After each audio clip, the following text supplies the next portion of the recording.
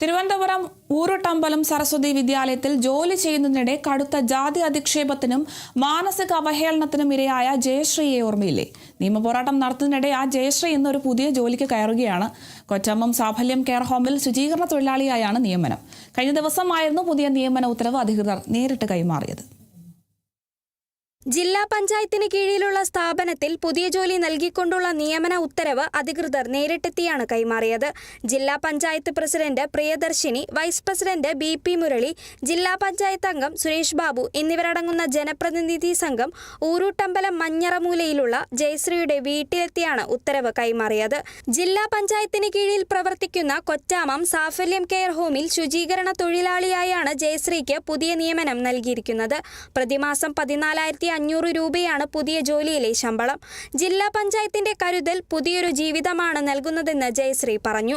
സംഭവം നടന്നപ്പോൾ അധികം നല്ലതായിട്ട് എനിക്ക് നല്ല ബുദ്ധിമുട്ടുണ്ടായിരുന്നു, നല്ല മനോവിഷമമുണ്ടായി.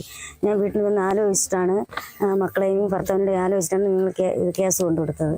പിന്നെ ഞാൻ ഈ പാർട്ടിപരമായി പോകുന്നതുകൊണ്ട് എൻ്റെ പാർട്ടിക്കാരൻ നല്ലപോലെ എന്നെ സഹായിച്ചു. അതുകൊണ്ട് എനിക്ക് പാർട്ടിയിലുള്ളവർക്കും പിന്നെ പ്രിയദർശിനി മാഡം, സുരേഷ് സാർ ഇവർക്കൊക്കെ എൻ്റെ നന്ദി ഞാൻ പറഞ്ഞോളൂ. സരസ്വതി വിദ്യാലയത്തിൽ വെറും 5,000 രൂപ മാത്രം പ്രതിമാസ വേതനത്തിനാണ് ജയശ്രീ ജോലി ചെയ്തിരുന്നത്. അവിടെ നേരിട്ട ക്രൂരമായ ജാതി അധിക്ഷേപങ്ങൾക്കെതിരെ നിയമ പോരാട്ടം നടത്തുന്നതിനിടയിലാണ് കുടുംബത്തിന് വലിയ ആശ്വാസമായി ജില്ലാ പഞ്ചായത്തിന്റെ അടിയന്തര ഇടപെടൽ ഉണ്ടായിരിക്കുന്നത്.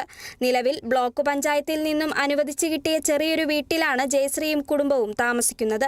ഭർത്താവ് ബിനുവും ശരണ്യ, ശാരിക എന്നീ 2 പെൺമക്കളും അടങ്ങുന്നതാണ് കുടുംബം.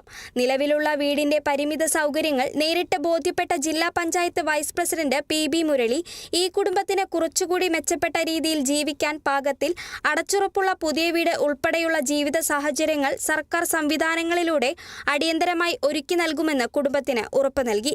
Kerala vision news, Thiruvananthapuram.